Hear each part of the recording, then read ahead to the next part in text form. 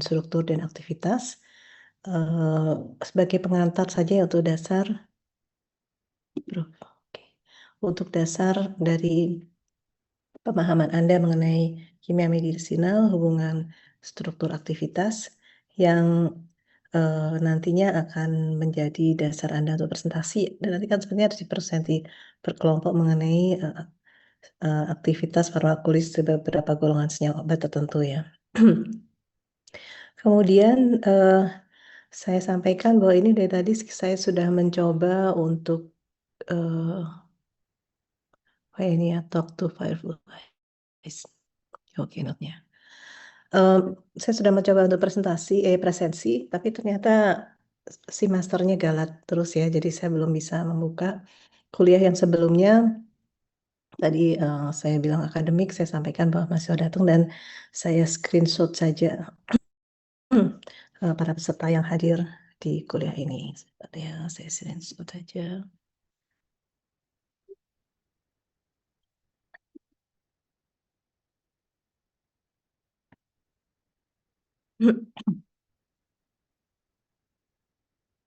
Ada 83 peserta ya, baik.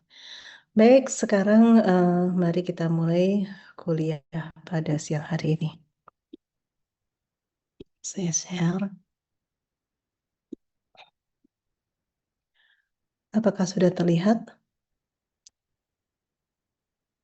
Sudah, Ibu. Sudah, Ibu. Oke, baik. Jadi kita akan bahas mengenai ikatan reseptor dan hubungan struktur aktivitas. Hubungan antara struktur suatu senyawa dengan aktivitasnya sebagai senyawa farmakologis aktif, begitu ya.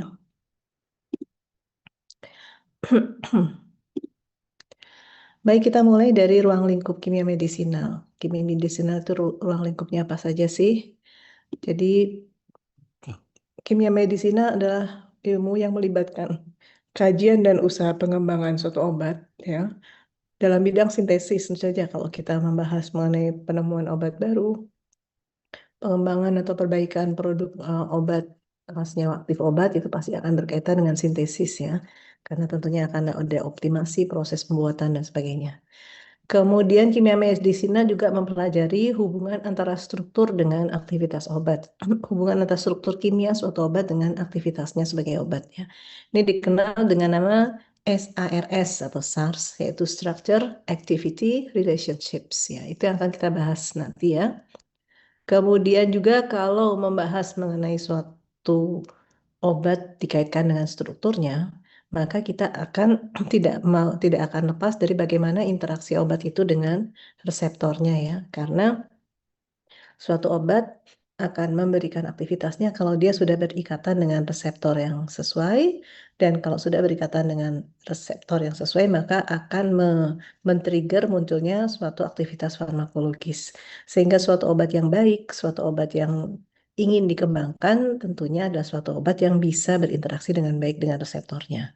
Sehingga kalau kita ingin mengembangkan obat, kita bisa lihat nanti pada kembangannya pasti adik-adik akan lihat bagaimana orang akan mencoba mendokingkan atau mensimulasikan bagaimana sih posisi dari obat itu terhadap reseptor yang akan disasar pada proses pengobatan itu.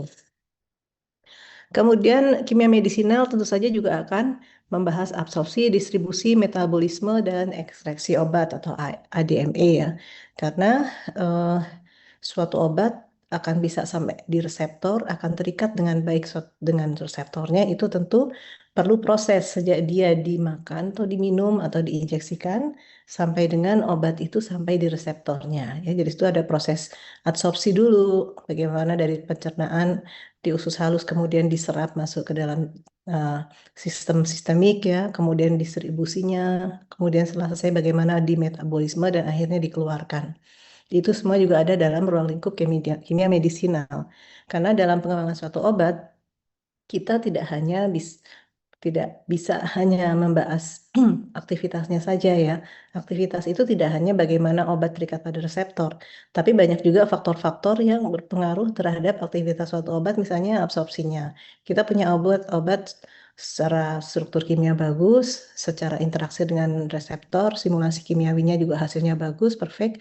Tetapi ternyata obat itu misalnya terlalu larut dalam lemak sehingga dianya sulit terabsorpsi untuk masuk dalam cairan sistemik misalnya seperti itu. Itu menjadi kendala dan itu menjadi hal yang menjadi kajian dari kimia medisinal juga. Bagaimana distribusi obatnya, bagaimana metabolismenya. Misal ada obat-obat tertentu yang metabolismenya terlalu cepat ya, sehingga sebelum sampai dia mencapai pada kadar maksimum obat di dalam tubuhnya, kemudian dia sudah di metabolisme atau diuraikan oleh enzim pengurai misalnya seperti itu. Maka itu juga di lingkup kimia medisinal kita bisa melakukan variasi, modifikasi, memikirkan perubahan struktur kimianya misalnya yang menyebabkan obat itu menjadi lebih lama terikat pada reseptor atau misalnya obat itu menjadi tidak bisa terikat pada enzim perusak misalnya seperti itu. Itu juga masuk dalam lingkup kimia medisinal. Jadi kimia medisinal ini berkaitan dengan struktur kimia suatu obat, bagaimana mensintesisnya, sampai dengan bagaimana obat itu bisa memberikan aktivitas yang baik. Baik dari sisi interaksi ke reseptornya, absorpsi, distribusi, metabolisme, dan ekskresinya. Nah, ada perkembangan terbaru ya. Kimia medisinal itu sekarang juga mencakup studi mengenai aspek sintesis dan komputasi dari obat senyawa obat yang sedang dikembangkan dalam hubungannya dengan bioaktivitas obat. Jadi kalau zaman dulu kimia medisinal itu masih dilakukan dengan konvensional ya. Orang mempunyai suatu struktur yang dianggap menarik, kemudian dilakukan perubahan-perubahan bagian dari struktur kimia tersebut. Ada yang gugusnya diganti, ada yang alkilnya ditambah jadi lebih panjang, ada yang ikatan rangkapnya dihilangkan dan sebagainya. Yang itu berdasarkan trial dan error ya untuk mencoba-coba bentuk kayak gini gimana, apakah bagus atau tidak, lalu dilakukan percobaan, dilakukan sintesis terhadap senyawa yang diduga bagus itu. Setelah sintesis berhasil, lalu dicobakan pada hewan uji. Sehingga pada zaman dulu itu ada semacam map gitu ya, peta untuk senyawa ini, kalau ditambah alkil, dia aktivitasnya turun.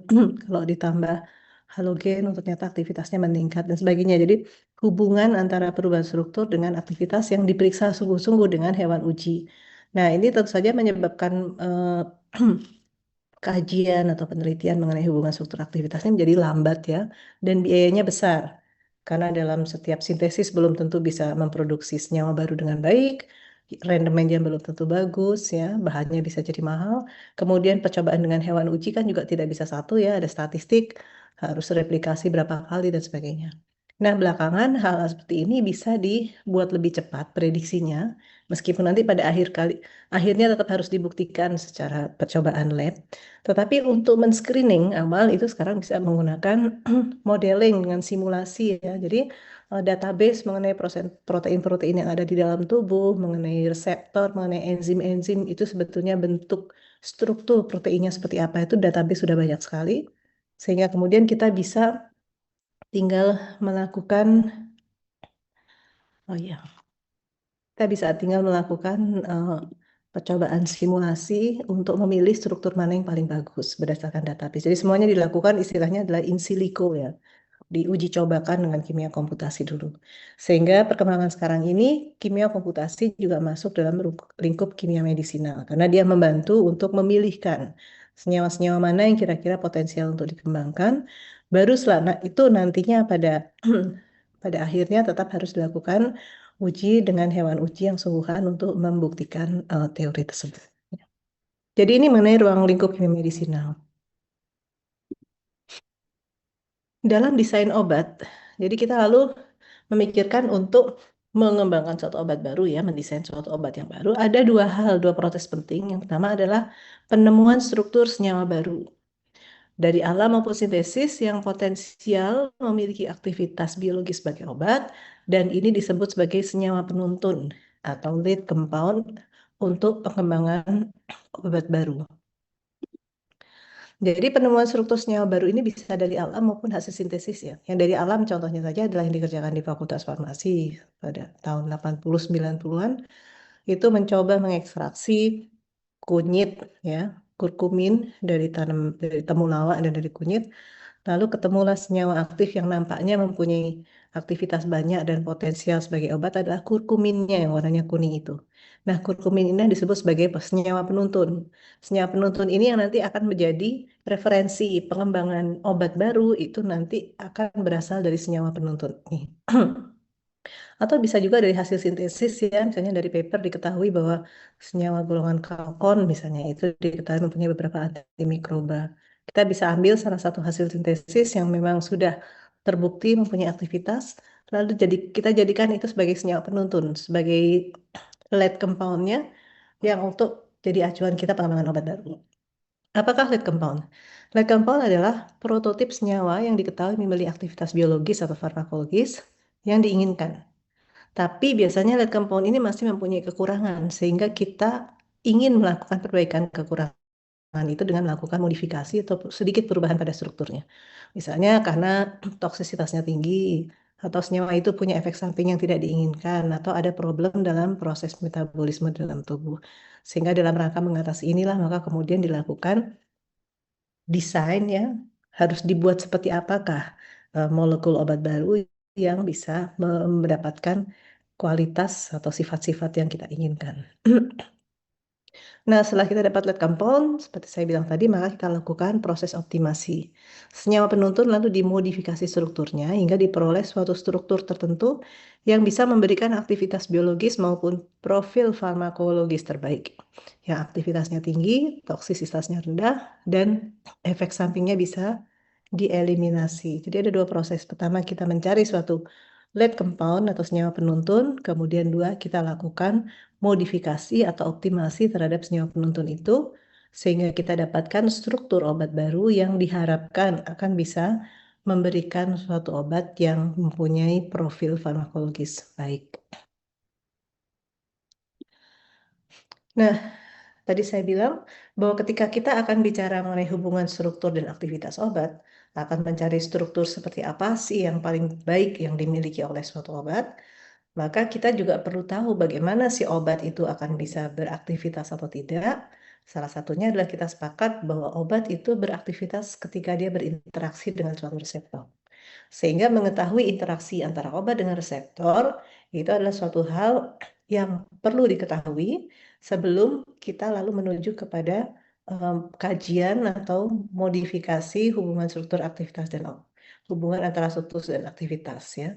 Karena bagaimana suatu obat itu nanti kalau dikembangkan akan jadi bagus, kita kan perlu tahu dulu ini si obat ini di dalam reseptor bentuknya kayak apa sih? Kalau reseptornya bentuknya seperti cekungan seperti ini, tentunya kita akan mengembangkan obat, mendesain obat baru yang strukturnya akan cocok dengan bentuk reseptor itu gitu ya.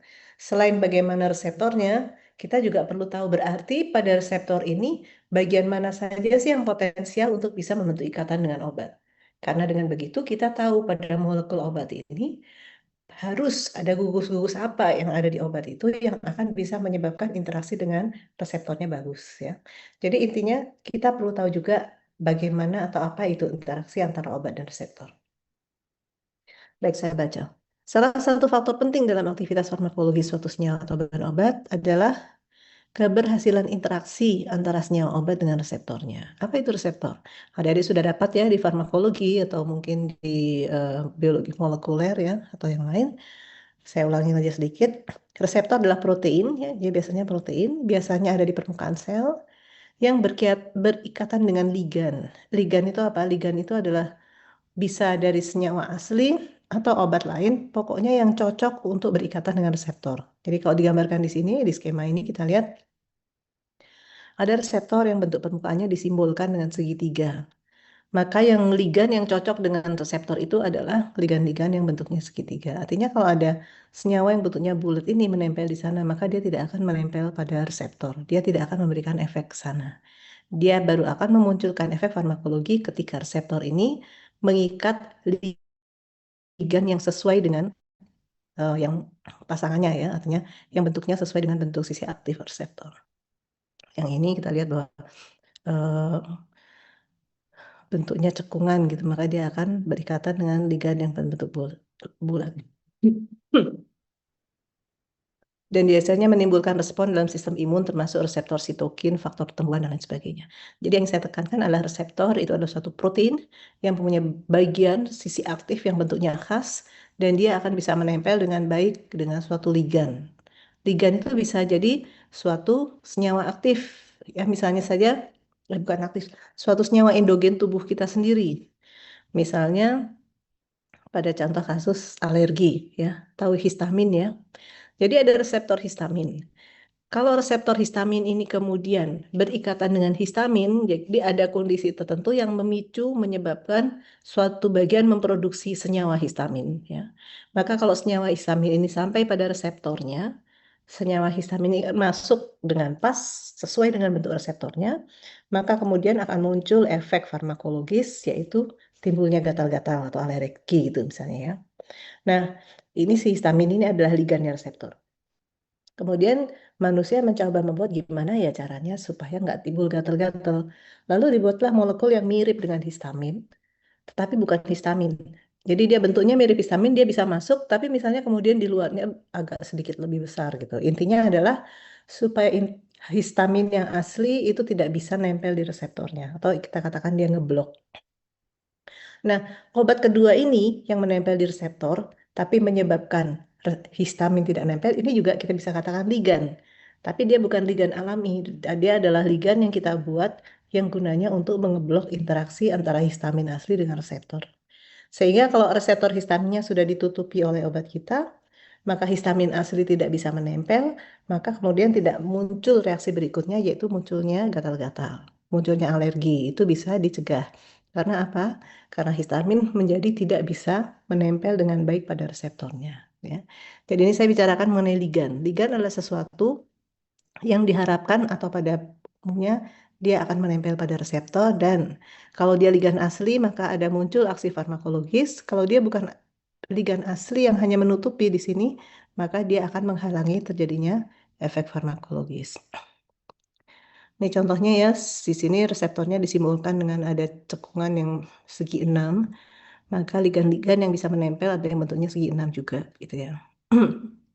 Setelah ligan menempel, maka akan muncul sinyal, berbagai sinyal yang akan menimbulkan respon farmakologis pada tahap berikutnya. Baik, jadi intinya kita tahu reseptor adalah protein, kemudian dia mempunyai bentuk khas yang akan bisa berikatan dengan ligan yang sesuai. Dan ikatannya dengan ligan yang sesuai akan berefek pada munculnya efek farmakologis. Nah, karenanya kita juga perlu mengetahui ikatan apa saja sih yang terlibat dalam pembentukan antara kompleks obat dan reseptor. Jadi kita menginginkan kalau mengembangkan suatu obat yang bisa menempel dengan dengan baik pada suatu reseptor, itu tentu bisa masuk dan dia terikat dengan baik ya, tidak hanya masuk kemudian lepas lagi karena tidak ada yang mengikat. Sehingga kita juga perlu mengetahui em, bagian-bagian mana sih pada obat itu yang potensial membentuk ikatan dengan reseptor. Ada berapa macam ikatan yang menjerat si obat itu ada dalam reseptor. Itu kita perlu tahu untuk bisa mendesain suatu obat yang bisa terikat pada reseptor sampai dengan muncul efek farmakologi yang diinginkan. Ada beberapa ikatan yang terlibat dalam ikatan disebut kompleks obat reseptor ya. Jadi kalau suatu reseptor itu sudah terikat dengan obat maka kita sebut dengan nama kompleks obat reseptor.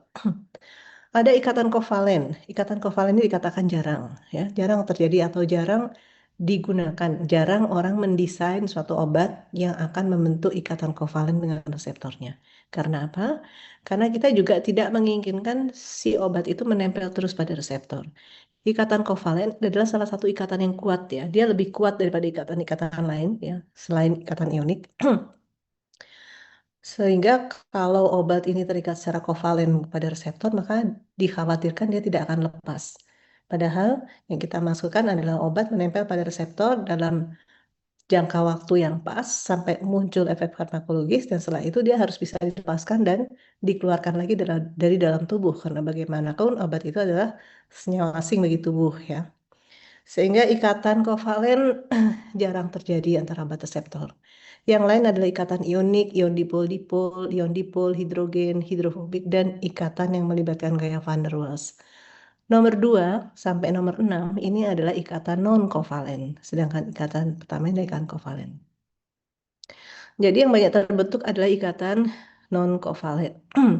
Ikatan non-kovalen biasanya lemah, sehingga kombinasi antar macam ikatan di atas merupakan hal yang penting untuk kestabilan kompleks obat dan reseptor. Bila ikatan pertama sudah terbentuk, maka akan terjadi penurunan translasional entropi, memudahkan terbentuknya ikatan-ikatan lain yang menstabilkan bentuk kompleks obat reseptor. Jadi, ikatan antara obat dengan reseptor itu sebenarnya tidak kuat ya karena tidak ada yang kovalen. Biasanya hanya ikatan interaksi ya, ikatan atau interaksi antara ionik, ion dipol dan seterusnya ini. Tetapi ikatan-ikatan ini lemah sehingga untuk membuat reseptor itu bisa terikat terperangkap dengan baik, obat itu bisa terperangkap dengan baik pada reseptornya.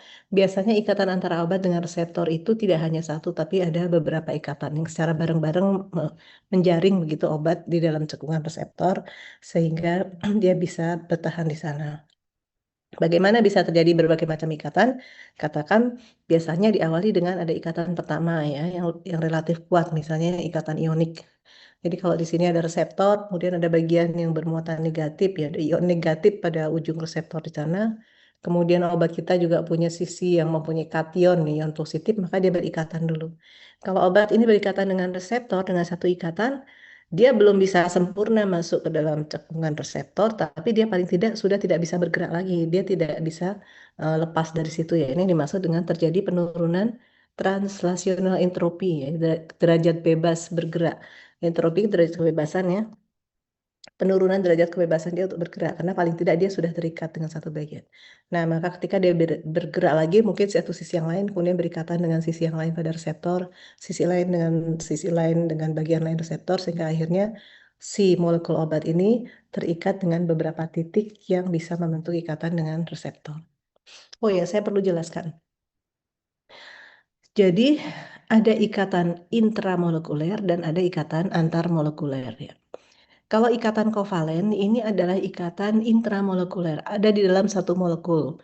Contohnya kalau kita molekul H2O ya, molekul air, dan satu molekul air, ada ikatan antara H dan O. Itu adalah ikatan kovalen, di mana hidrogen kasih satu elektron, oksigen kasih satu elektron, maka kemudian terbentuk ikatan baru. Nah, ikatan kovalen yang ada dalam satu molekul itu yang akan menjaga molekul itu utuh mana-mana. Kecuali kalau ada dekomposisi atau kondisi yang ekstrim, maka bisa jadi ikatan-ikatan itu putus. Tadi dalam kondisi normal, molekul itu akan stabil dalam bentuknya molekul karena ada ikatan-ikatan antar atom yang mempertahankan struktur molekul itu. Jadi, ikatan kovalennya adalah ikatan yang kuat seperti saya bilang tadi, karena dia harus menjaga bentuk molekul, ya. Nah, yang ikatan ionik ke bawah ini adalah ikatan antar molekul. Jadi, bukannya antara atom H dengan atom O pada suatu molekul H2O, tapi antara molekul H2O dengan molekul H2O yang lain, ya. Jadi di sini ikatanya bukan ikatan kovalen. Tidak ada dua elektron yang menyambungkan dua molekul itu. Yang terjadi hanyalah interaksi, tarik-tarian, saling mendekat. Di bagian ini ada yang lebih negatif, di bagian reseptor ada yang lebih positif, lalu mereka menjadi semacam berinteraksi untuk saling berdekatan selalu di sana. Nah, ini dimaksud dengan ikatan intermolekul atau antar molekul ya. Jadi kita bedakan. Ikatan antar molekul itu biasanya lebih lemah dan yang terjadi adalah interaksi, dia tidak benar-benar membentuk ikatan seperti itu. Sedangkan pada ikatan intramolekul dalam suatu molekul, misalnya pada molekul H2O itu antara H dan O, pada molekul metanol antara C dan H, C dan O dan sebagainya, itu biasanya adalah ikatan-ikatan kovalen yang lebih kuat yang akan memelihara bentuk molekul itu supaya tidak lepas-lepas selama berada dalam sistem. Baik, itu ya. Jadi bisa dibedakan, ini adalah ikatan kovalen, itu adalah ikatan intermolekul untuk membentuk suatu molekul, dan ikatan yang lain ini yang kita bahas nanti adalah ikatan antar molekul. Dia bukan ikatan, tidak ada garis dua elektron itu tidak, tapi dia ada interaksi yang menarik, menyebabkan bagian-bagian itu saling apa ya, berdekatan ya, semacam selalu ada di situ terus gitu ya, menjaga posisinya di sana terus. Nah, ini contohnya pada dibukain ya.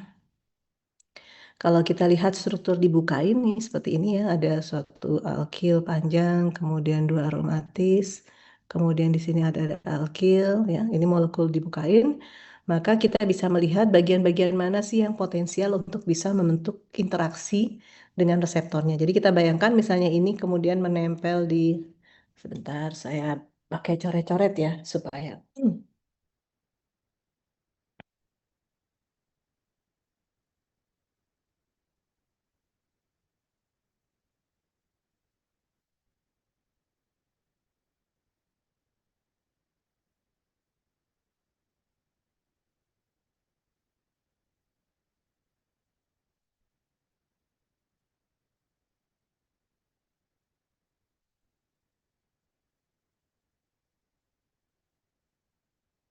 Baik.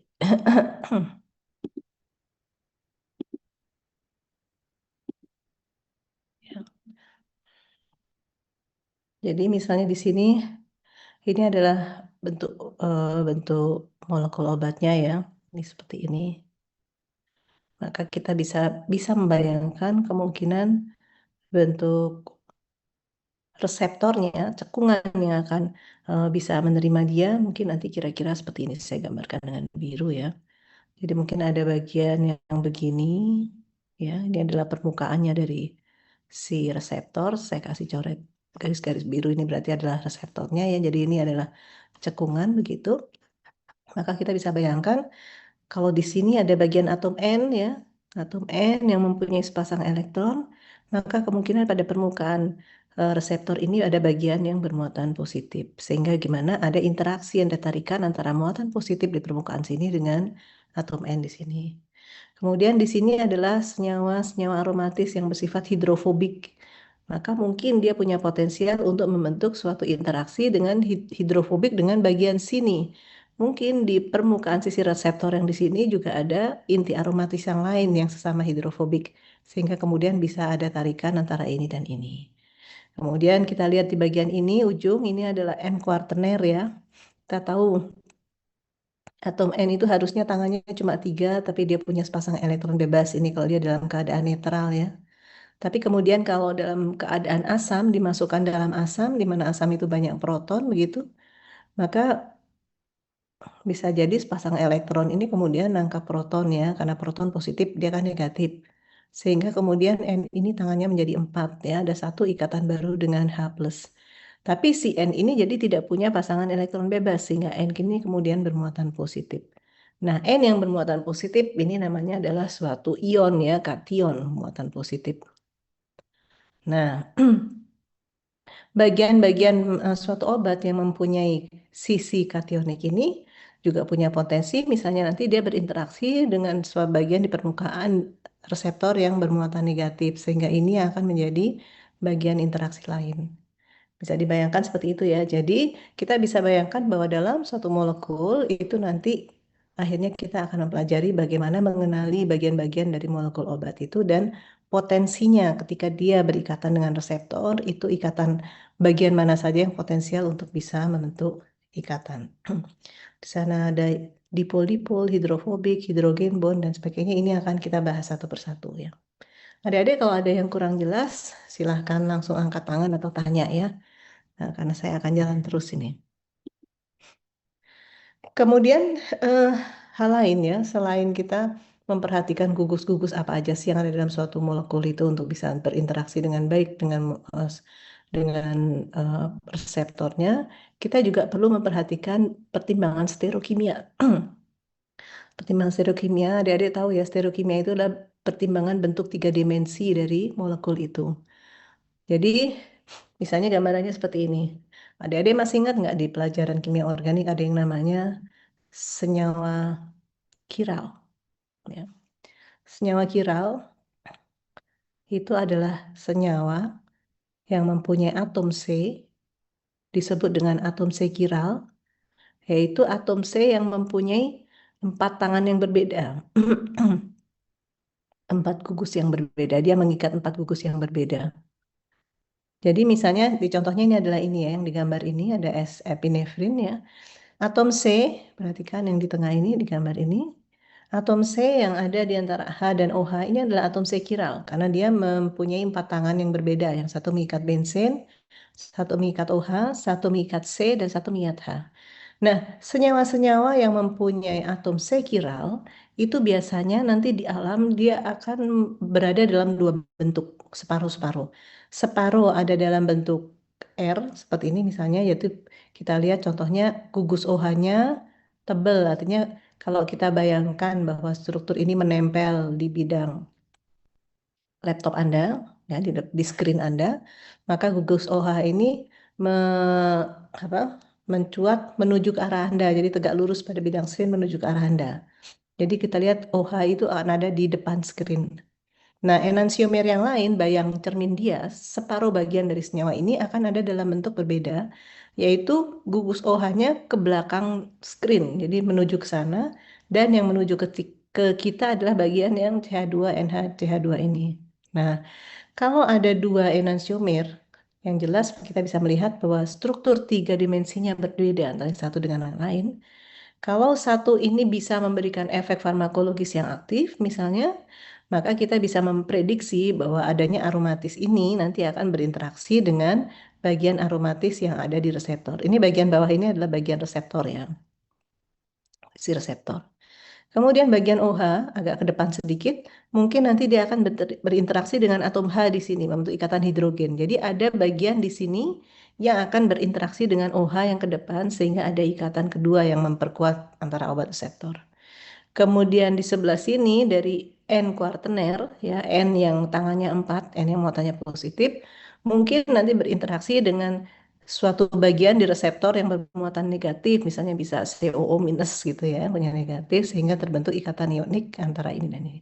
Sehingga dalam keadaan normal, bentuk epinefrin yang konformasinya seperti ini, yang R, ini dianya akan menghasilkan hasil yang cukup baik karena dia terikat dengan baik di reseptor dengan adanya tiga ikatan ini.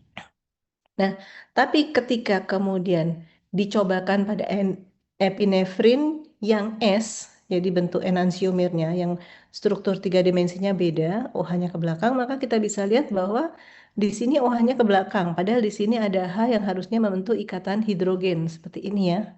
Maka kemudian kita bisa lihat ikatan yang terbentuk hanya dua. Maka bisa diduga ikatan antara molekul ini dengan bidang reseptor tidak terlalu kuat sehingga dia mudah lepas lagi. Maka kita bisa lihat ada perbedaan aktivitasnya. Pada R epinefrin dia lebih bagus aktivitasnya, sementara pada S epinefrin dia tidak bagus. Meskipun struktur molekulnya sama persis ya. Struktur secara kimia ya, jumlah O-nya, jumlah H-nya itu sama persis, digambar juga sama, tapi tiga dimensinya setelah detil kita lihat OH-nya menghadap depan atau menghadap belakang.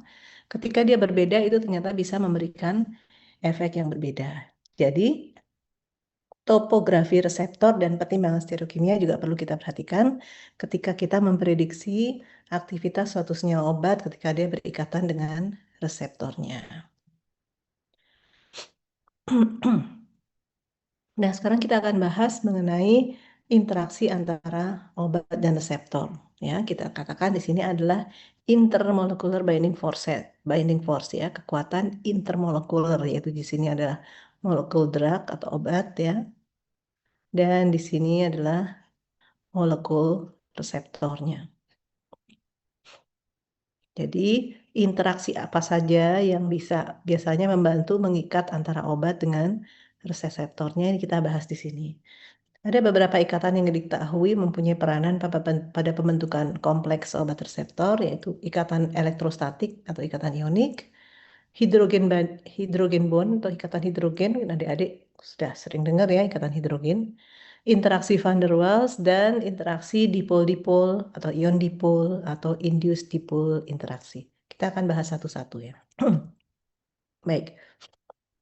Pertama adalah ikatan ionik atau elektrostatik atau ionic bond ya.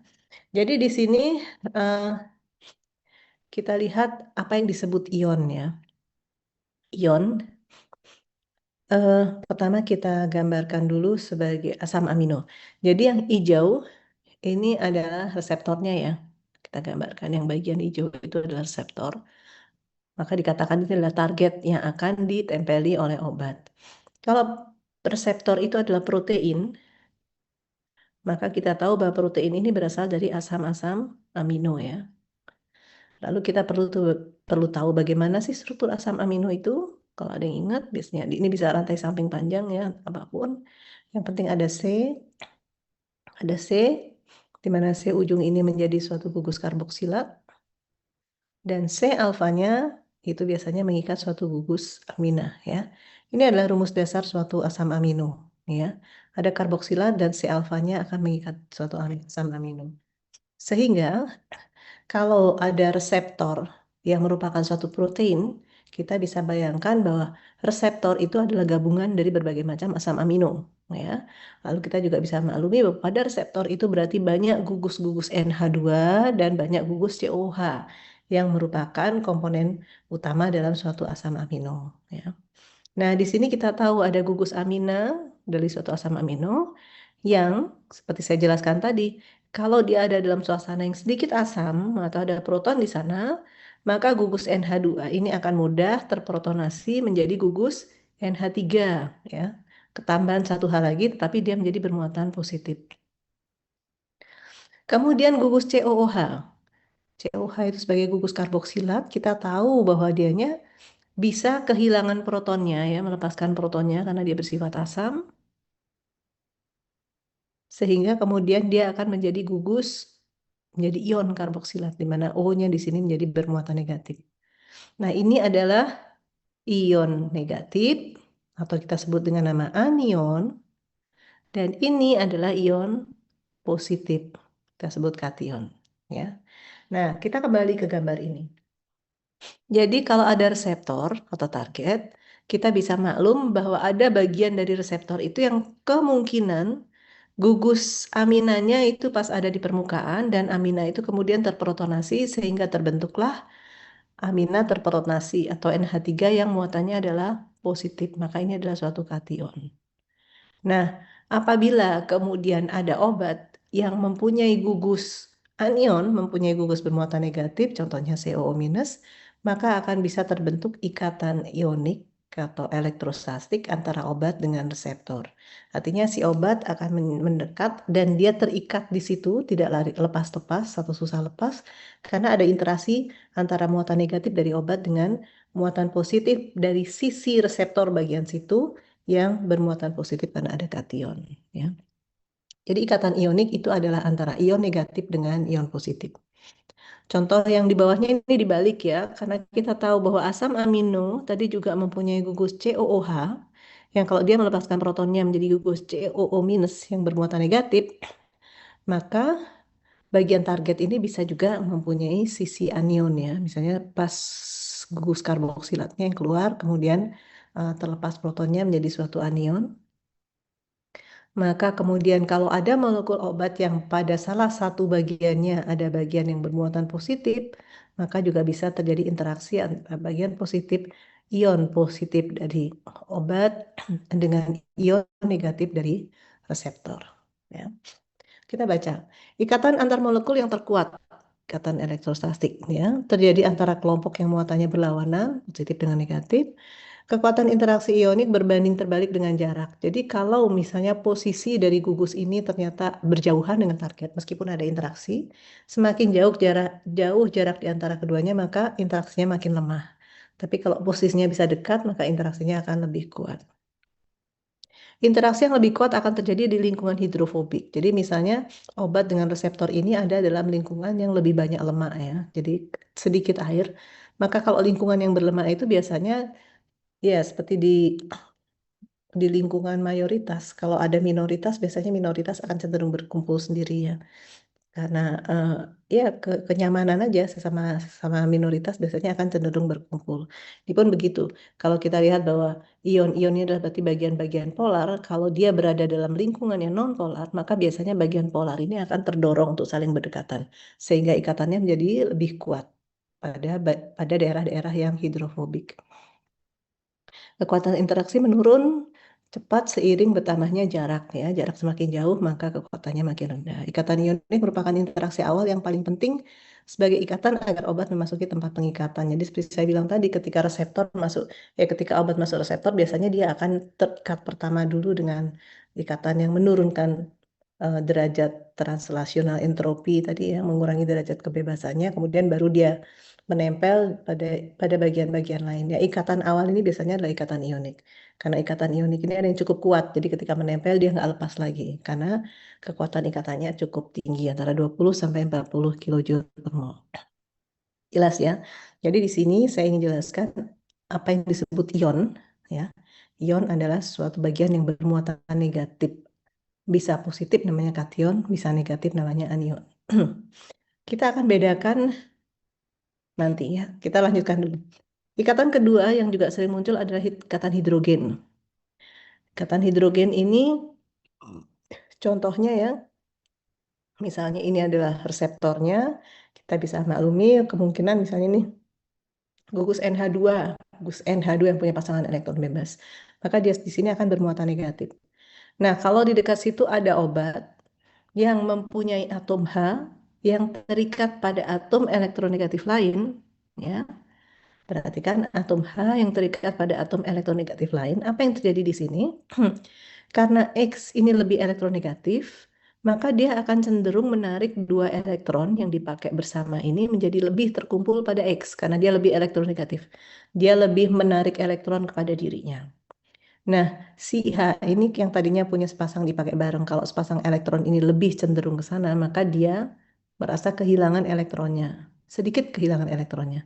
Kalau dia kehilangan elektron, maka kita katakan dia parsial positif ya. Kalau ada elektronnya kan dia netral, ya, ada negatif, ada positif. Tapi kalau elektronnya berkurang, maka dia sudah tidak netral lagi karena sisi negatifnya pergi, maka yang muncul adalah positifnya yang tidak ada mengimbangi dengan elektron di sana. Jadi gampangnya H yang sepasang elektronnya tertarik oleh atom elektron negatif lain akan menjadi sedikit bermuatan positif atau parsial positif.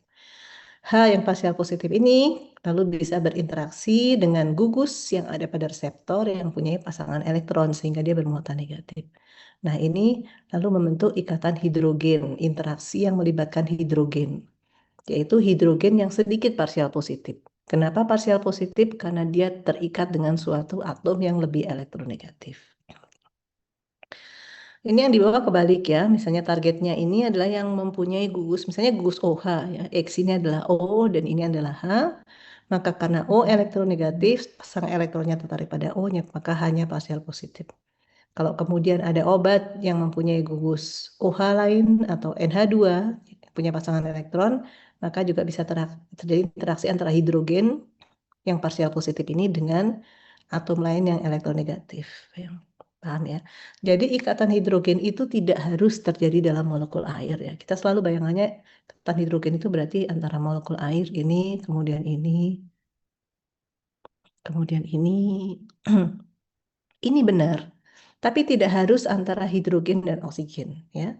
Kalau kita jelaskan tadi di situ bahwa di sini ada uh, atom H yang berikatan dengan atom elektronegatif O, sehingga elektron 2 ini lebih tertarik ke arah O, maka H menjadi parsial positif.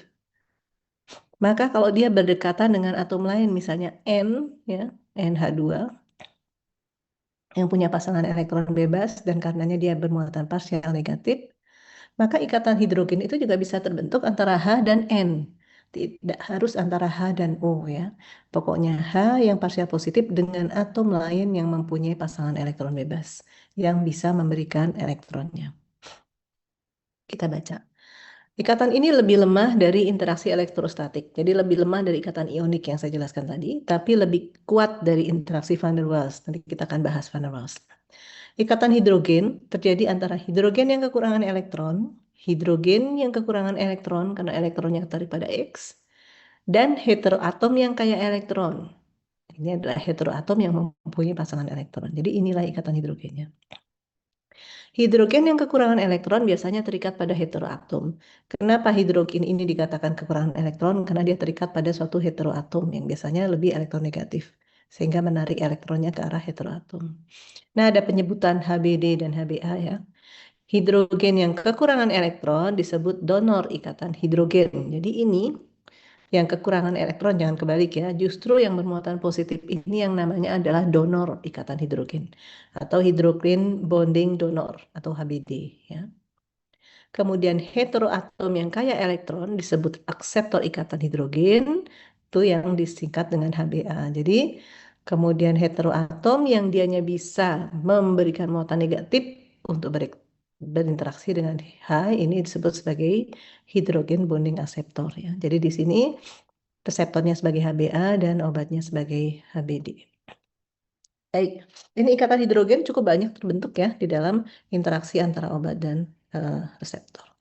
Nah, yang ketiga adalah interaksi van der Waals atau interaksi hidrofobik. Jadi interaksi antara bagian yang hidrofobik dengan hidrofobik. Seperti saya bilang tadi, kalau ada dalam misalnya gini, dalam suatu cairan air kemudian ada teteskan minyak, satu tetes, maka dia akan jadi butiran minyaknya. Kemudian Anda teteskan satu minyak lagi, ada dua butiran minyak. Kalau Anda kocok, nanti dua butiran ini akan bergabung jadi satu yang lebih gede, ya kan? Karena apa? Ketika dia menjadi minoritas, maka dia cenderungnya akan bergabung dengan yang sifatnya sama. Nah, ini juga begitu. Van der Waals ini adalah interaksi bagian-bagian yang hidrofobik. Karena pada umumnya seluruh bagian, sebagian besar di dalam tubuh kita itu ada dalam cairan sistem berair kan. Sehingga kalau ada bagian dinding sel atau apa yang hidrofob, kemudian ada molekul obat yang juga mempunyai sisi hidrofob yang cukup kuat, maka bagian ini akan berinteraksi sebagai sesama hidrofobik, mereka akan saling mendekat ya. Jadi interaksinya sangat lemah terjadi antara daerah hidrofobik obat dan target. Ini contohnya obat, ini ada bagian yang yang hidrofob tadi ya, non polar sebetulnya. Tapi dianya akan sedikit terkutupkan ada plus minus menyesuaikan dengan bagian non polar yang ada di sisi ikatan. Jadi penggambarannya ini adalah obat, ini adalah permukaan reseptor. Kalau pada obat ini ada sisi yang hidrofob dan di permukaan reseptor ada sisi yang hidrofob juga, maka dia akan bisa berinteraksi, berdekatan untuk membentuk ikatan, interaksi antara obat dan reseptor. Karena darah transien dengan kepadatan elektron tinggi dan rendah akan menyebabkan dipol sementara. Sama, interaksi menurun dengan cepat seiring bertambahnya jarak. Ya, semakin jauh jaraknya, maka interaksi makin lemah. Jarak antara obat dan reseptornya. Jadi untuk bisa ada interaksi van der Waals atau interaksi hidrofobik, ini antara obat dengan reseptornya harus sangat berdekatan. Ya. Obat harus dekat dengan daerah pengikatan agar bisa terjadi interaksi. Meskipun demikian, meskipun dia sangat lemah dan syaratnya harus bisa berdekatan, tetapi kenyataannya interaksi van der Waals ini merupakan interaksi yang peranannya besar. Sangat banyak terjadi pada interaksi antara obat dan reseptor ya. Jadi kontribusi interaksi van der Waals secara keseluruhan bisa jadi penting untuk pengikatan obat dan reseptor. Karena tidak semua obat itu kan polar ya, pasti dia akan mempunyai sisi-sisi yang non polar atau hidrofobik. Kita sudah tahu sisi-sisi yang non polar, yang hidrofobik itu adalah bagian-bagian yang banyak mengandung atom C ya. Jadi kalau atom C banyak itu dia akan menyebabkan menjadi bersifat non polar atau hidrofob ya. Non polar itu kan tidak terpolar, tidak ada ionisasi, dan hidrofob itu tidak suka air ya. Istilah yang hampir sama yaitu yang sifat-sifat yang suka lemak ya. Non polar itu dianya adalah seperti lemak, dan hidrofobik itu dengan sifat-sifat seperti lemak. Baik, ini adalah interaksi yang ketiga, yaitu interaksi hidrofobik. Kemudian interaksi dipol-dipol. Nah, saya ingin jelaskan bedanya antara apa itu dipol ya. Dipol itu adalah suatu bagian atau gugus yang bisa mempunyai dua pol, dua kutub. Contohnya karbonil. Dalam pembicaraan mengenai obat, ini biasanya disebut bagian dipol itu adalah bagian yang ada karbonilnya. Karena apa? Karbonil ini kita tahu bisa mengalami resonansi ya, sepasang elektronnya lari ke arah oksigen, sehingga kemudian atom C-nya berikatan dengan O, O-nya menjadi negatif karena dia dikelilingi oleh 3 pasang elektron, ya tadinya 2 pasang elektron, sekarang ditambah 1. Sedangkan C yang harusnya tangannya 4, sekarang jadi cuma 3, maka C-nya menjadi bermuatan positif.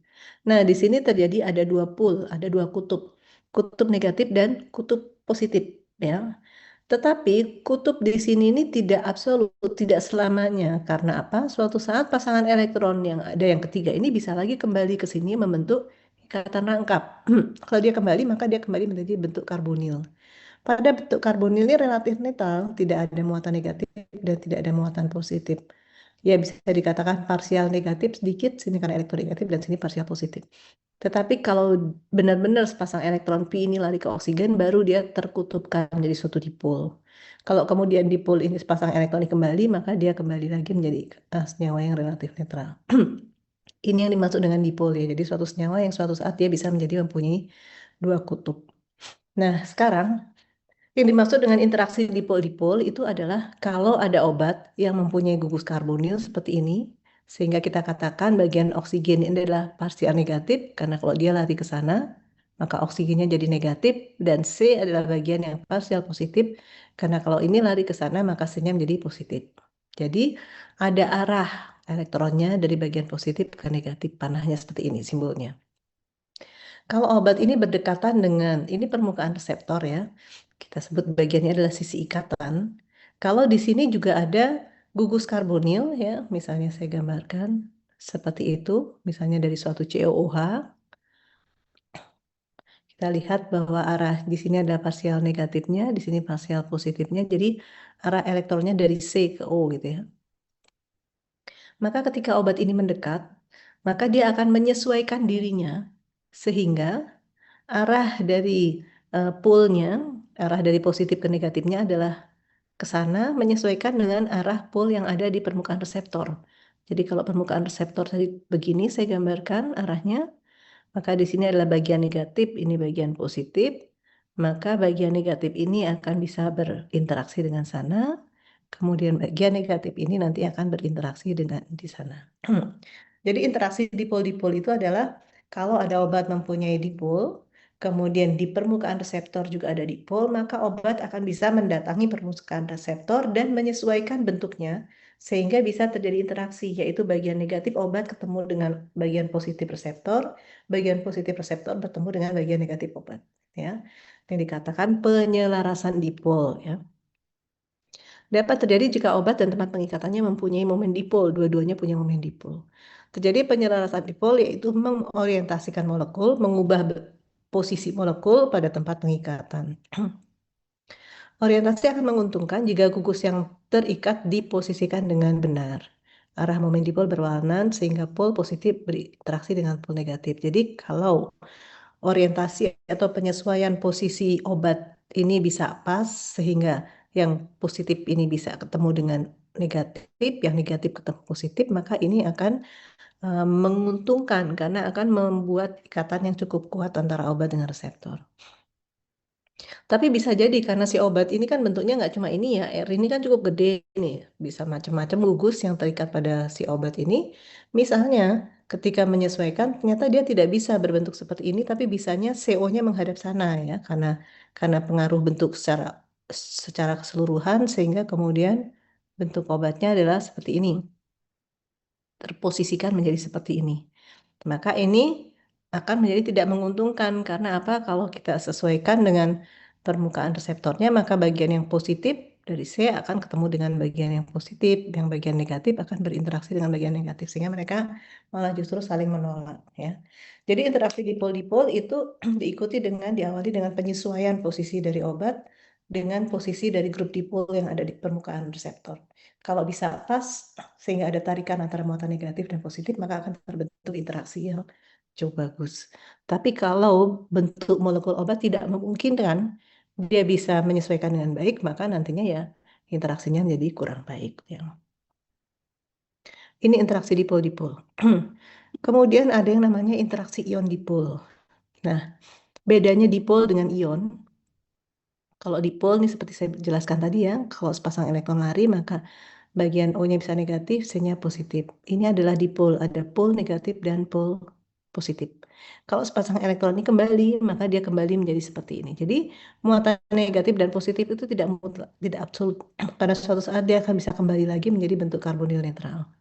Nah, kalau ion, ion itu adalah muatan positif atau negatif yang absolut. Jadi ketika dia sudah menjadi muatan positif, ya positif. Tidak ada jalan untuk kembali lagi ke sini. Contohnya gugus amina. Kalau dia menangkap proton menjadi amina yang mengikat empat tangan atau kita sebut dengan nama amonium kuartener, dia bermuatan positif. Ini maka dia positif terus. Tidak bisa balik-balik seperti dipol. Jadi kekuatan ion dari suatu ion, amonium kuartener itu lebih kuat daripada dipol. Kemudian bagian lain adalah gugus COH. Kita tadi tahu ya bahwa asam amino itu dua gugus utamanya adalah amina dan karboksilat. Karboksilat ini juga tadi saya sudah bahas. Gugus karboksilat sebagai asam karboksilat mudah melepaskan H+ yang ada di asam sehingga menjadi ion karboksilat. Nah, kalau sudah menjadi ion karboksilat ini juga muatannya mutlak negatif gitu ya. Dia tidak balik ke sana lagi. Sehingga ini adalah ion dan ini adalah dipol. Nah, sama dengan yang tadi juga bisa terjadi interaksi kalau yang tadi sesama dipol, kalau yang sini ion dan dipol. Jadi kalau ini adalah karbonil, ini bagian yang negatif di oksigen, ini yang parsial positif di C. Kalau kebetulan di permukaan reseptor ada ion dari karboksilat, misalnya yang muatannya negatif, maka akan bisa terjadi interaksi antara anion atau ion negatif dengan parsial positif dari gugus karbonil senyawa.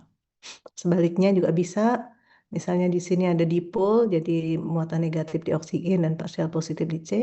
Kalau pas kebetulan yang muncul di permukaan reseptor itu adalah gugus amina terprotonasi sehingga dia bermuatan positif, maka positif ini juga akan bisa berinteraksi dengan parsial negatif dari oksigen.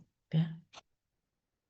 Jadi di sini juga sama, terjadi penyelarasan dipol untuk mengorientasikan, memperbaiki posisi pada tempat pengikatan. Sama seperti interaksi dipol-dipol, hanya dalam hal ini terjadi antara ion dengan dipol. Apa bedanya ion dengan dipol? Saya jelaskan tadi, kalau dipol itu suatu senyawa karbonil, jadi ada dua kutub negatif dan positif yang suatu saat dia bisa kembali menjadi netral lagi. Sedangkan ion itu benar-benar menjadi kekurangan elektron seperti ini atau kelebihan elektron seperti ini. Jelas ya? Nah, kemudian ada lagi interaksi dipol dengan suatu dipol terinduksi.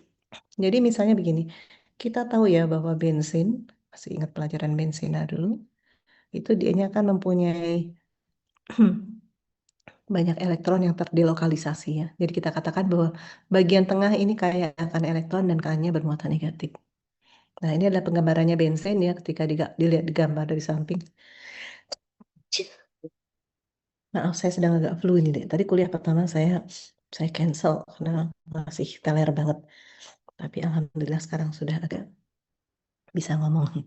Jadi kalau ada senyawa aromatik, kemudian kebetulan di dekatnya ada obat yang mempunyai kation, yang obat ya ini obat, kemudian dia berikatan dengan suatu gugus bermuatan positif, maka gugus bermuatan positif ini juga bisa menginduce, mempengaruhi kalau dia berdekatan dengan bagian aromatik dari reseptor, di mana muatan positif ini akan mengumpulkan elektron-elektron menjadi lebih terkumpul di bagian tengah.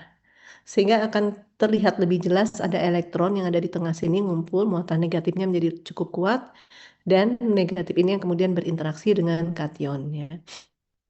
Jadi ada interaksi dipol yang terinduksi. Ada dua kutub, lebih negatif dan lebih positif. Kenapa bisa terjadi seperti ini? Karena terinduksi, terpengaruh oleh adanya kation yang ada di obat. Mungkin adik-adik tanya ya, Bu, apa di banding zat ada bensin sih? Kayaknya bensin itu adanya cuma di minyak sama di pabrik-pabrik obat. Ada lah ya. Karena asam-asam amino kita kan juga ada yang mempunyai senyawa aromatis ya. Seingat saya ada 3 asam amino yang mengandung inti bensin di dalamnya. Satu adalah asam amino tirosin ya. Kemudian triptopan. Kemudian fenilalanin itu adalah asam-asam amino yang mempunyai inti bensin. Jadi kalau kebetulan asam-asam amino itu terposisi pada permukaan dari reseptor, maka sangat mungkin dia akan mempunyai daerah yang memang mempunyai suatu inti aromatis di sana. Dan kemudian bisa men-trigger terjadinya ikatan induce reduksi ataupun ikatan hidrofob tadi ya, ikatan antara bagian nonpolar dari suatu bensin. Kalau kita ingat bensin itu kan dianya C semua ya, sehingga dia sifatnya adalah nonpolar ya. Jadi kalau ada obat yang mempunyai bensin, kemudian pas di permukaan reseptornya juga ada struktur bensin dari salah satu asam aminonya, maka yang ini juga nonpolar akan bisa berinteraksi antara dua gugus bensin yang sesama nonpolar. Tadi interaksi namanya interaksi hidrofob. Ya. Baik, kita bahas di sini sebenarnya. Disebut dengan nama PP stacking. P ini dari P ya, elektron P. Ya. Jadi elektron pi. Jadi interaksi non-kovalen antara cincin aromatik di mana orbital pi yang kayak elektron dari satu cincin berinteraksi dengan orbital pi dari cincin lainnya. Jadi kita lihat kalau ini ada inti bensin, ini adalah bagian yang kaya dengan elektron pi, ini juga kaya dengan elektron pi. Mereka sama-sama hidrofob, maka mereka akan bisa berinteraksi berdekatan. Dan bentuk seperti ini namanya adalah interaksi sandwich, karena seperti roti tawar ya, ditangkupkan. Ada yang tidak seperti itu, misalnya seperti T-shaped. Jadi bensin yang bawah itu adalah mendatar di bawah horizontal, kemudian bensin yang satunya vertikal ke atas. Jadi antara elektron yang ada pada bensin yang vertikal dengan elektron yang ada pada bensin horizontal ini juga bisa saling berinteraksi di sana. Kemudian ada bentuk parallel displaced. Parallel displaced itu dia seperti sandwich ya awalnya, tapi kemudian yang satu tergeser. Kok bisa? Kok bisa berinteraksi? Karena biasanya di sini ada pusat yang lain yang akan menyambungkan misalnya suatu kation gitu ya. Dia berinteraksi dengan elektron di sana dan berinteraksi dengan elektron di sana. Sehingga terlihat bahwa dua elektron ini terikat satu sama lain tapi pada posisi yang bergeser. Ini adalah interaksi yang terjadi pada senyawa aromatis. Jadi kalau ada obat mengandung aromatis dan kebetulan di permukaan reseptor ada bagian aromatis, maka ada berbagai kemungkinan interaksi yang terbentuk antara obat dengan reseptor tersebut. Kemudian ada juga interaksi antara kation dengan elektron pi. Jadi interaksi non-kovalen antara kation yang bermuatan positif dengan awan elektron pada cincin aromatis. Jadi ini contohnya, ini ya triptopan yang saya bilang tadi, ini adalah asam amino yang mempunyai suatu inti bensen dan pirol ya. Kemudian yang sana ini masih gede lagi ada amina dan karboksilatnya ada sisi di sana. Inki ini tandanya ini penggambaran molekulnya dipotong ya, cuma sekian. Jadi nggak digambarkan dengan lengkap. Nah, kalau inti bensen di permukaan reseptor ini kemudian berdekatan dengan molekul lain, contohnya asetilkolin yang kita tahu di sini mempunyai N positif, berarti dia bermuatan positif, maka seperti yang tadi muatan positif ini akan mengindius, mempengaruhi triptopan supaya elektron itu terkumpul di sini, ya. Sehingga kemudian terjadi interaksi antara muatan positif dari kation dengan elektron yang ada di situ. Kira-kira seperti itu ya. Oh ya, kita belum baca arti pentingnya. PP stacking, arti pentingnya signifikan dalam struktur DNA, protein, dan material elektronik organik. Sedangkan interaksi kation pi itu juga sering terjadi penting dalam sistem biologis seperti pengikatan enzim substrat. Interaksi antara reseptor ligan ini sering terjadi antara inti aromatis yang menjadi bermuatan negatif bagian tengahnya dengan suatu kation. Ini juga akan menimbulkan interaksi sehingga si obat akan terikat atau berdekatan dengan reseptor. Ya, jadi kita kembali bahwa interaksi antara obat dan reseptor itu terbentuknya kompleks obat reseptor itu terbentuk melalui terjadinya berbagai macam ikatan antar molekuler yang ada antara obat dengan reseptor. Ya, kalau kita sudah tahu ikatan-ikatan apa saja, tentu kita juga perlu tahu gugus-gugus apa aja sih yang bisa terlibat pada ikatan antara obat dengan reseptor. Gugus alkana, tahu ya gugus alkana adalah gugus dari yang mengandung atom C, C, C gitu ya. Atau alkena ya. Alkena itu berarti ada ikatan rangkap duanya somewhere di sana. Kalau kita lihat tadi misalnya contohnya pada, nah dibukain, ini kita lihat di sini ada struktur alkana ya, ada 4C. Di sini juga ada alkana, ini juga ada alkana. Nah, bagian-bagian yang merupakan rantai atom C ini biasanya adalah daerah yang hidrofobik. Karena rantai karbon itu sifatnya adalah tidak suka air ya. Semakin panjang rantai karbonnya, semakin hidrofob dia, semakin nonpolar dia. Sehingga kalau kita melihat suatu struktur molekul seperti ini, kita sudah bisa menduga, ini kayaknya nggak terlalu larut dalam air deh. Karena di sini ada bagian tidak larut air, di sini ada aromatis juga dianya nonpolar, ya kan? Di sini juga ada sisi dan hidrofobik, ya. Tapi nanti kita buktikan saja bagaimana pada sifat sebenarnya ya. Tapi bisa kita predik bahwa dia kelarutannya tidak terlalu bagus dalam air.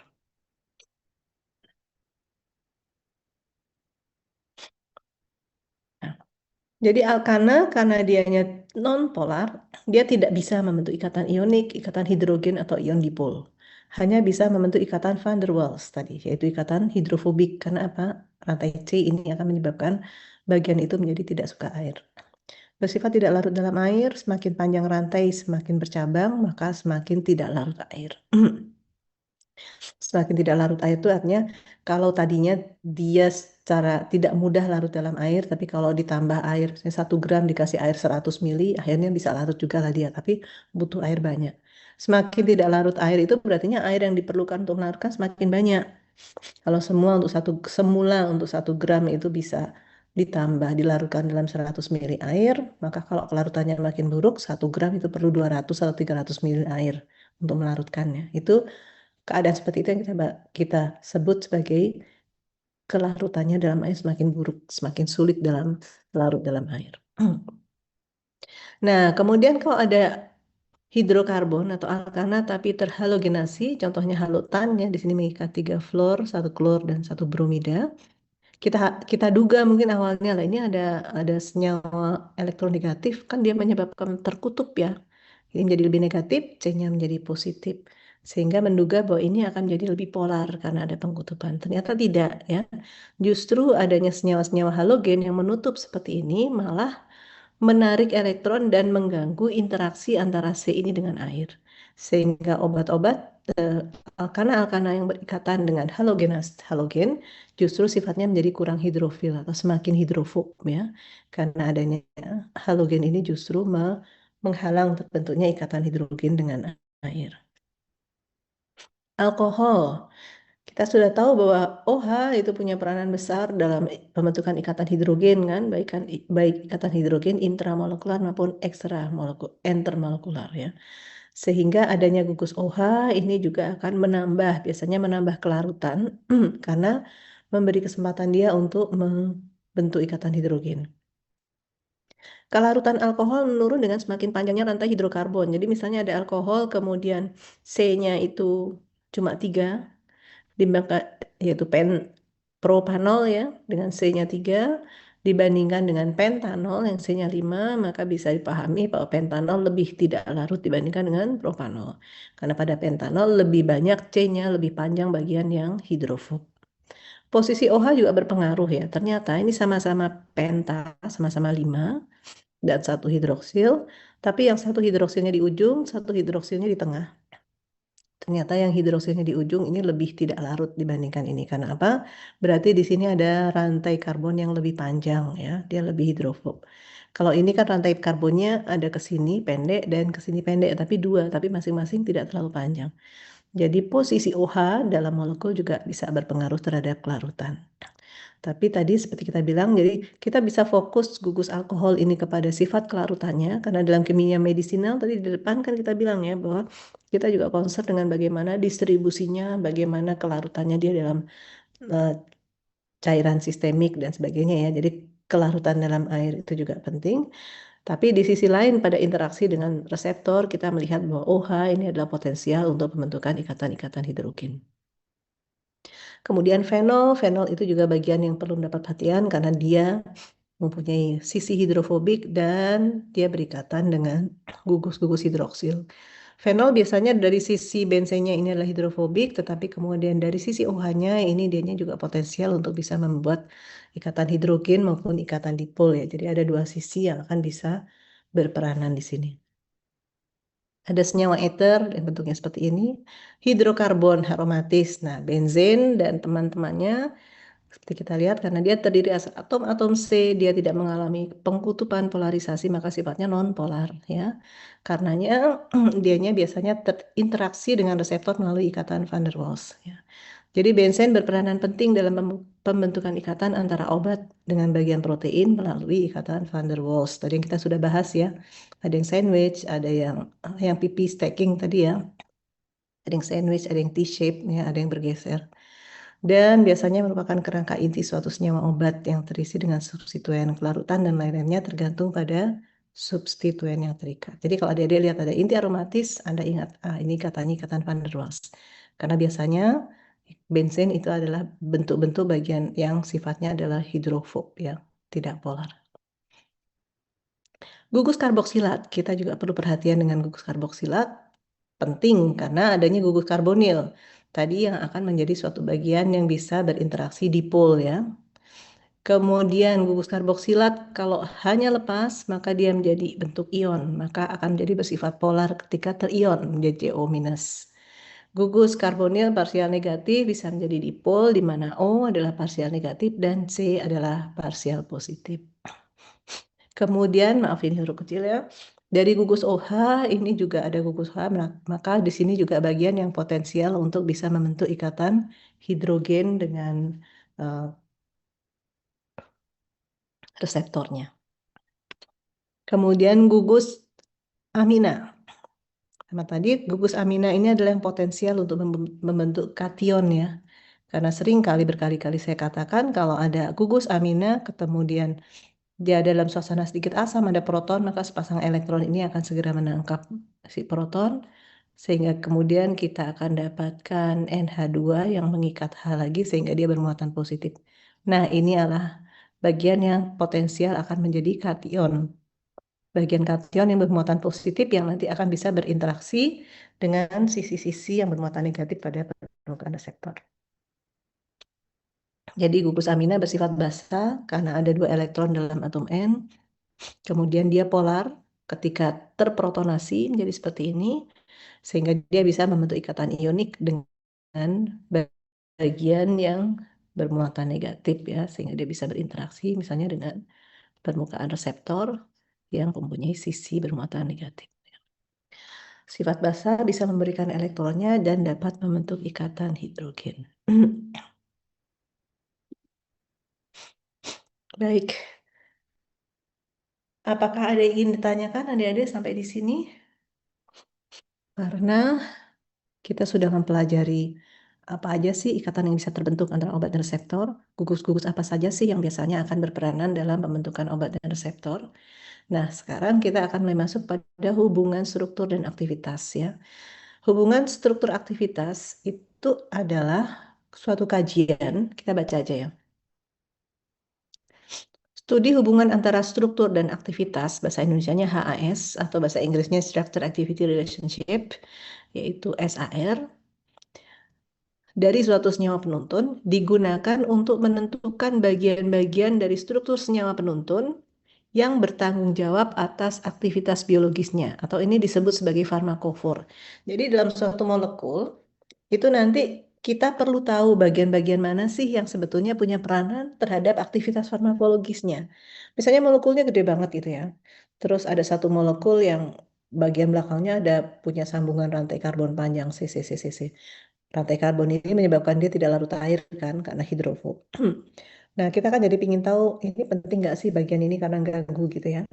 Maka kalau bagian ini kemudian terbukti sebagai farmakofor, misalnya dengan percobaan bikin sintesis nyawa yang tidak ada rantai karbon panjangnya tadi, lalu diuji cobakan pada hewan uji, ternyata aktivitasnya baik-baik saja, tidak ada masalah, maka kita bilang, ini rantai panjang ini nggak ada gunanya untuk hubungan struktur aktivitas. Kita sebut dia bukan farmakofor, ya. Tapi misalnya di sini ada suatu bagian yang mempunyai ikatan rangkap ya. Kemudian kita pikir ini ada ikatan rangkap bikin dia menjadi tidak stabil ya. Penting nggak sih ini gitu. Lalu kita lakukan uji coba.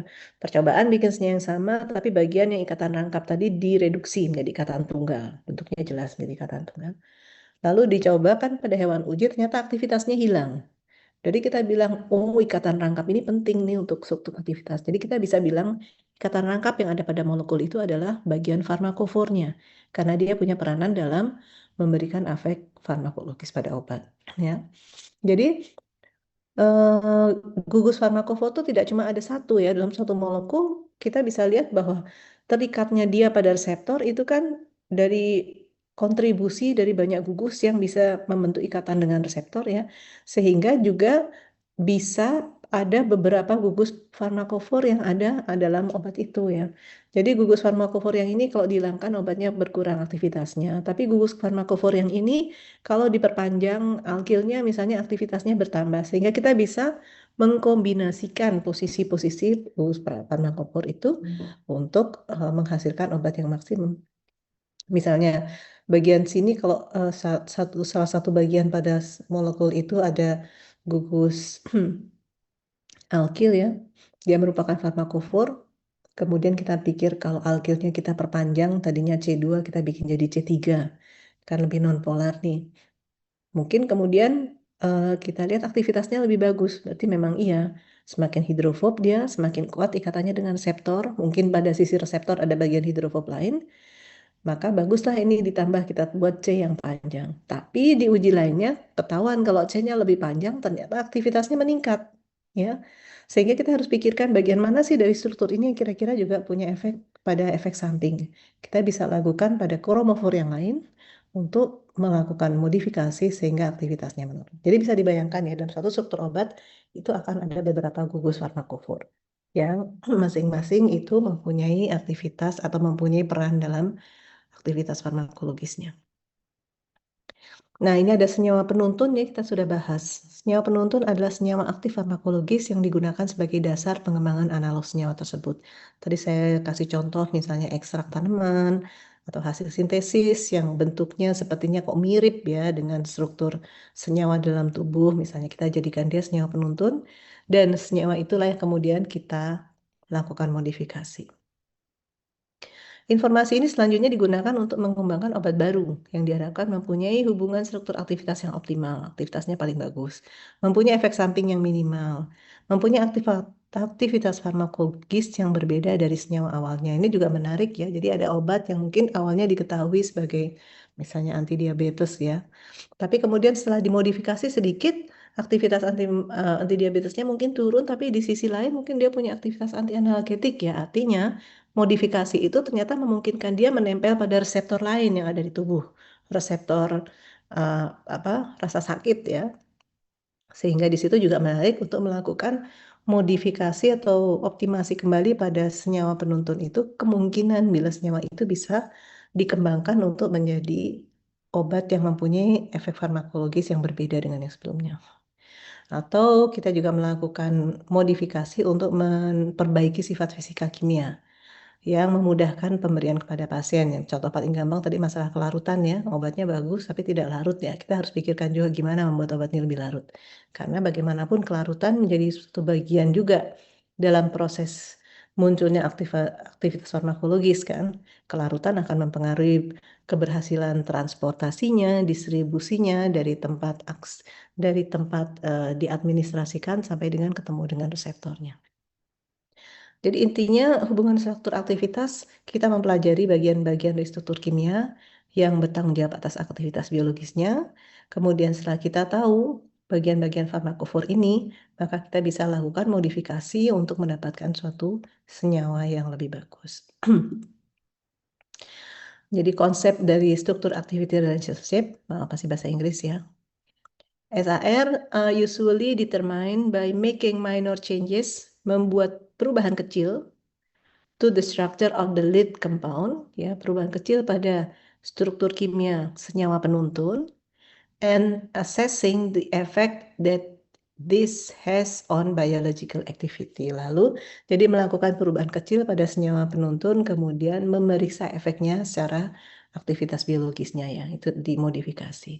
Traditional SAR investigations are carried out by making large number of analogs of the lead compound and testing them for biological activity. Jadi kajian-kajian struktur aktivitas relationship yang tradisional itu dilakukan dengan cara mensintesis sejumlah besar senyawa-senyawa yang mirip dengan senyawa penuntun itu, lalu masing-masing dites untuk aktivitas biologisnya seperti apa.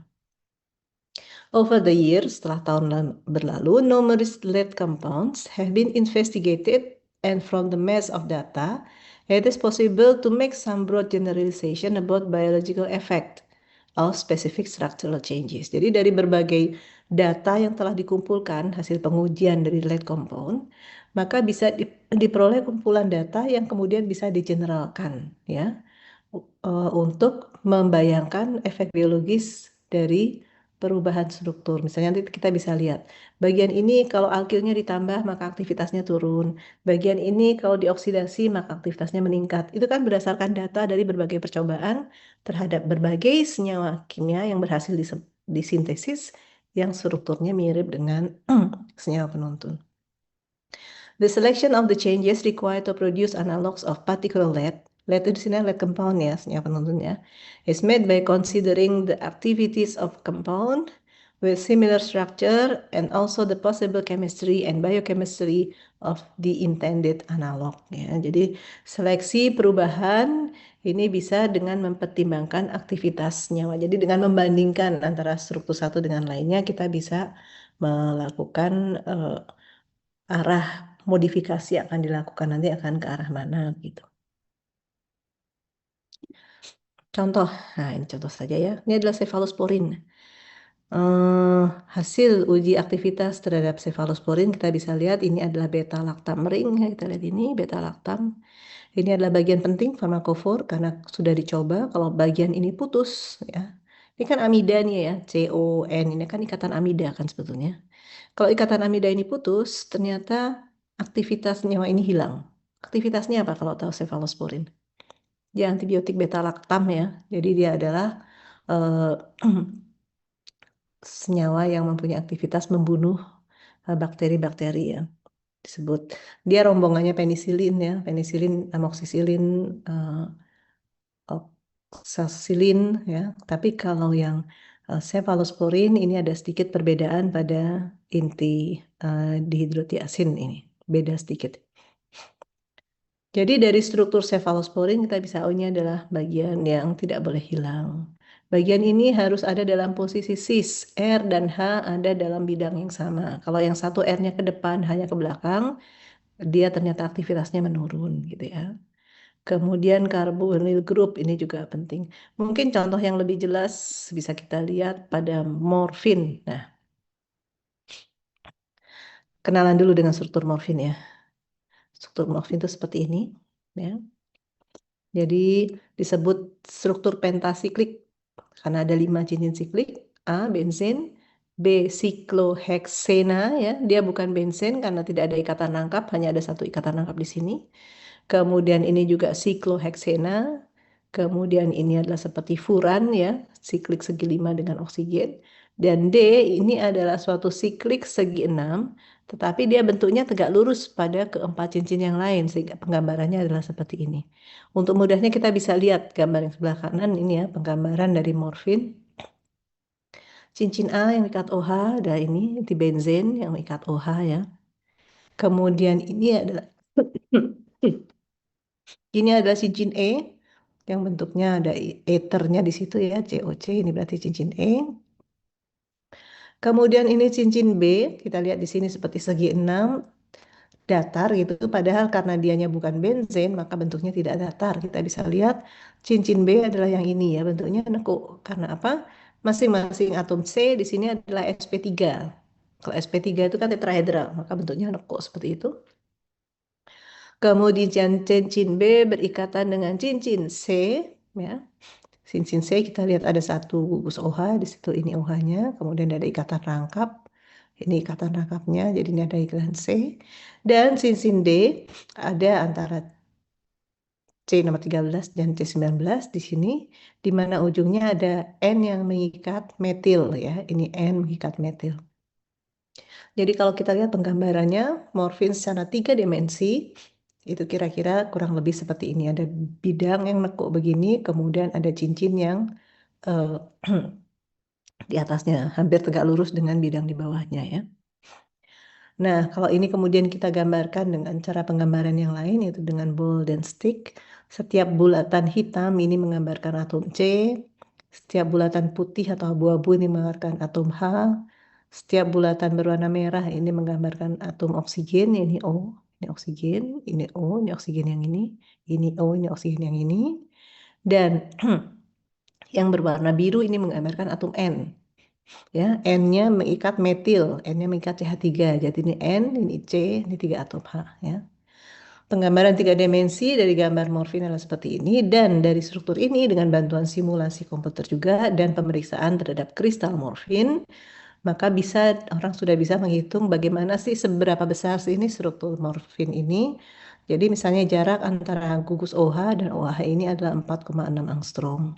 Jarak antara OH dengan atom N yang di atas ini ya, jadi OH ini dengan N ini adalah 7 angstrom. Antara N dengan OH yang satu lagi adalah 6,6 angstrom. Ini semua sudah diketahui. Apa gunanya tahu ini? Ya karena kalau kita tahu menggunakan dia sebagai lead compound, maka kita bayangkan bahwa reseptor dia pun bentuknya kira-kira juga tidak jauh dari ukuran ini ya. Kalau kita akan membuat obat, maka tentunya akan berharap ada bagian yang seperti N dan ada bagian seperti O yang jaraknya tidak lebih dari 6,6 angstrom misalnya. Kalau terlalu besar nanti takutnya dia tidak bisa masuk dengan baik kepada reseptornya dan sebagainya ya. Jadi hubungan struktur aktivitas itu menggambarkan kajian kita terhadap struktur kimia lalu membayangkan bagaimana dia bisa fit dalam reseptor dan kira-kira apa yang terjadi kalau gugus-gugus itu dihilangkan. Nah, ini adalah pendefinisiannya ya. Dia punya 2 gas hidroksil, ada ikat gak apa? Sambungan ether antara C4 dan C5 dan seterusnya. Nah, hubungan struktur aktivitasnya adalah yang ini tadi ya. Kalau kita lihat ini adalah cincin A, cincin B, cincin C, cincin E dan ini cincin D. Dari berbagai percobaan, berbagai modifikasi, lalu mereka bisa mengambil generalisasi kesimpulan bahwa kalau gugus OH ini dihilangkan, nyata aktivitasnya hilang. Berarti OH ini penting. Kenapa ya? Mungkin dia berperanan untuk membentuk ikatan hidrogen dengan sisi dari reseptor yang di sebelah sana. Sehingga ketika OH-nya hilang, dia tidak bisa membentuk ikatan hidrogen, maka ikatan mudah lepas. Mungkin misalnya seperti itu ya.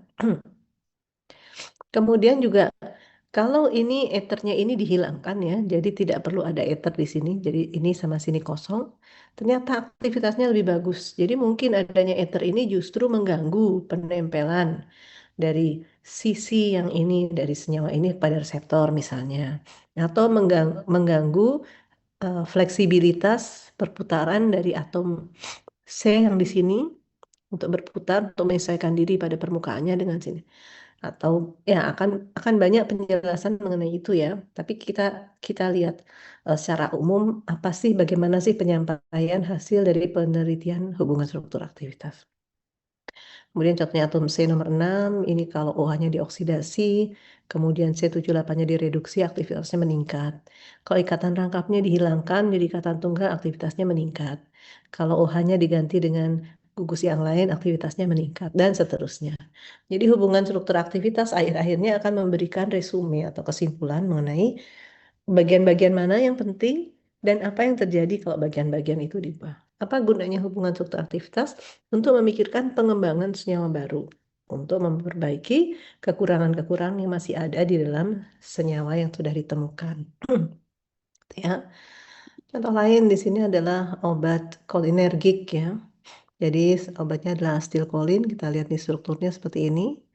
Ada N kuartener, dia bermuatan positif, jadi kita berharap dia mungkin akan membentuk ikatan ionik dengan asam amino asparagin 105 ya, di mana gugus COO- ini menjadi ion negatif. Kemudian dipol di sini atau oksigen ini ternyata membentuk ikatan hidrogen dengan tirosin 381 dan dengan treonin 189. Jadi adik-adik mudah-mudahan semakin bisa membaca ya kalau ada gambaran-gambaran mapping seperti ini. Ini apa sih ini? Tier 189, tier 381. Ini adalah asam-asam amino yang menyusun protein yang ada di permukaan reseptor. Seperti saya bilang tadi kan reseptor itu kan terdiri atas asam-asam amino. Dan dalam pengkajiannya asam-asam amino itu kemudian diberi nomor untuk mengingat ya. Tier 189, tirosin nomor 381, asparagin nomor 105. Kok orang bisa tahu bahwa gambarnya seperti ini? Nah, itu tadi karena kemudian orang telah berhasil membuat kristal ya dari protein-protein atau antara reseptor atau enzim dengan liganya lalu dikristalkan.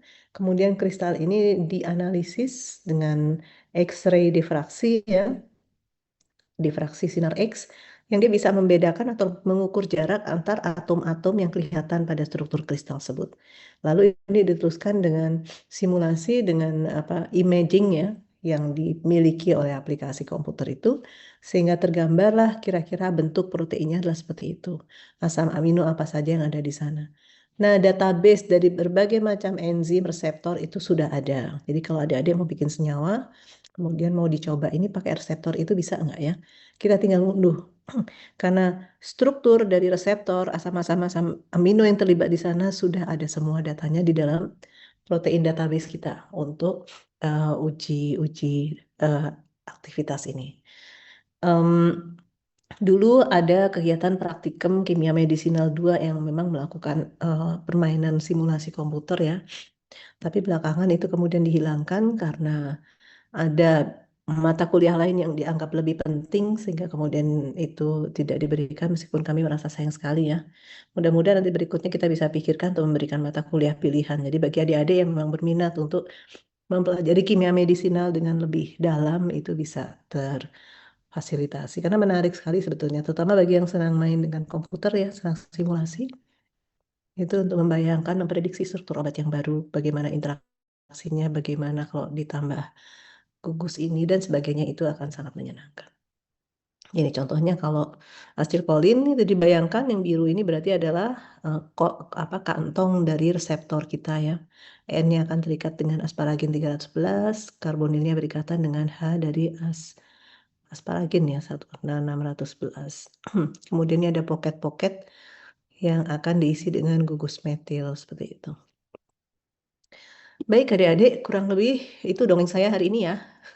Jadi memberikan gambaran kepada adik apa sih hubungan struktur aktivitas itu, bagaimana dianya perlu kita pelajari, kenapa dia perlu ada, kenapa kita perlu tahu struktur dan aktivitas, apa sih yang terjadi obat itu ketika ketemu dengan reseptor, ikatan apa aja yang bisa terbentuk dan sebagainya. Mudah-mudahan ini bermanfaat. Mudah-mudahan bisa menjadi dasar adik-adik untuk memahami paper-paper yang akan menjadi bahan diskusi ya. Dan harapannya nanti bisa dipakai untuk diskusi dan menambah wawasan pengetahuan pemahaman adik-adik tentang pengembangan kimia medisinal. Ada pertanyaan Kak sampai di sini? Tidak ada? Baik, tadi yang terima kasih ya banyak jempolnya. Mudah-mudahan benar-benar menggambarkan bahwa adik-adik paham tentang materi ini ya, dan membuat adik-adik menjadi senang dengan kimia medisinal. Syukur-syukur, banyak yang penelitian skripsinya ke sini, itu juga menarik juga. Kok rasanya jadi kayak ulang tahun nih, ada yang kirim apa pita-pita juga. Ya, makasih adik-adik ya. Tadi siapa yang presensinya masih belum, saya catat saja. Namanya Mbak siapa ya? WA aja ya Mbak ya? Atau ada di sini? Ini sih Ibu, tadi saya joinnya agak terlambat. Fairis Sahadila ya? Saya Oke. juga Ibu. Guide Sakinara juga, Ibu. Saya juga Ibu, mohon maaf. 81. Ya, karena presensinya sekarang masih tidak bisa